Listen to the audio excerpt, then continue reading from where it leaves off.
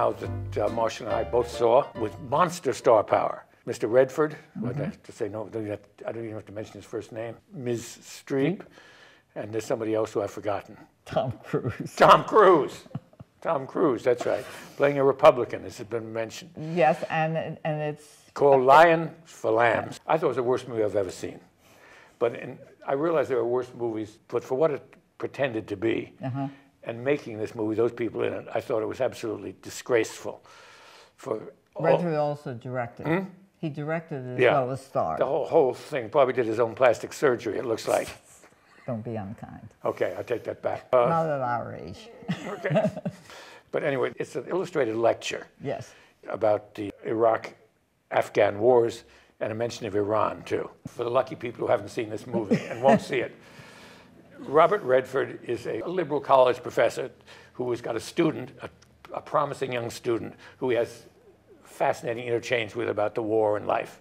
Meryl Streep is a fearless reporter who is interviewing Tom Cruise, who is a Republican senator who is in line to become president. This is intercut with a story about two soldiers who, somewhat implausibly, fall out of a helicopter and spend the rest of the movie up to their waist in snow, surrounded by bad guys. It looked very cold.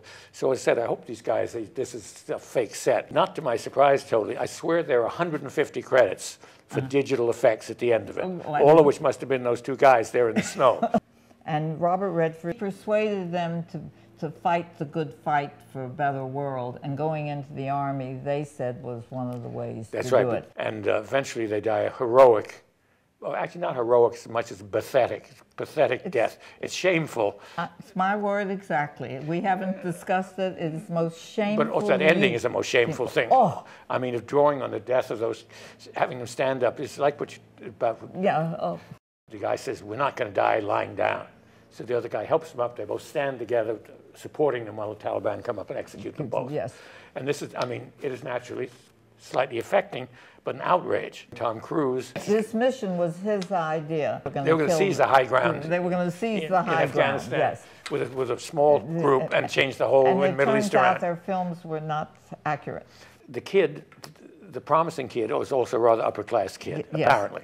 And there's a brilliant piece of characterization right off, which spoke to me very loudly. This kid comes in, and Redford makes a crack about the shirt he's wearing. Yes. And the kid replies, it's a genuine Ray Spooner. It costs $79.95. I am wearing a genuine Ray Spooner. Where does this come from? My wife bought me this and said it's a genuine Ray Spooner. When she bought it, it meant nothing to me until I saw it just lying in the thing. That is, I didn't know what a Ray Spooner was. That's but he actually mentioned the brand name. Thank you for wearing it. Meryl Streep is being wooed by Tom Cruise, telling her that the war is a good war. When she goes to the producer, in effect. The producer, she wants to go on the air and tell the truth, and he says, no way, no way. And she leaves. You wrote a movie, 3 Days of the Condor, where you used to have a journalist at the end of a picture, Robert Redford, the same Robert Redford, is met by the CIA, and they say, you know, no one will believe you, blah, blah, blah, or we're going to kill you. I don't know what they say to him. They say anything you want, nobody will believe you. Nobody will believe you, and he says, I've already sent it to the New York Times. And there was a time in this world, not so long ago, where you really believed the press could make a difference, and the New York Times. Right, they're sending it to the New York Times. That was a happy ending. Nobody questioned it. Nobody questioned it. And Robert Redford in that blue shirt. A work shirt. It's LL Bean shirt, I might say, as opposed to the Ray Spooner. At the end of it, you are to believe that by going to college, going to his class is going to help you to change the world. Right. It is a shameful, terrible film. People say their lines. I mean, no one has to tell Meryl Streep what to do. And Tom Cruise, the only thing is he takes off his jacket and he's wearing that interesting vest. When I know that I'm not paying attention to the movie, I get very involved in the clothes. And you got involved in the clothes. Immediately, I was electrified by the clothes. You want to see what people, because it's not working. Poor Meryl Streep. She's never done more acting in her life. She has to listen to all this stuff and react, I mean, endlessly. The more facial twitches and things she does to show approval. I mean, the poor woman, I mean, she's brilliant at it. Another thing I like to show, authenticity. The first shot shows a shot of the Capitol or Yes. Congress, whatever it is. And there's a title over it that says 10 a.m. Oh, it says Washington, 10 a.m. Eastern Standard Time, as if it would be Maui Central Time or something.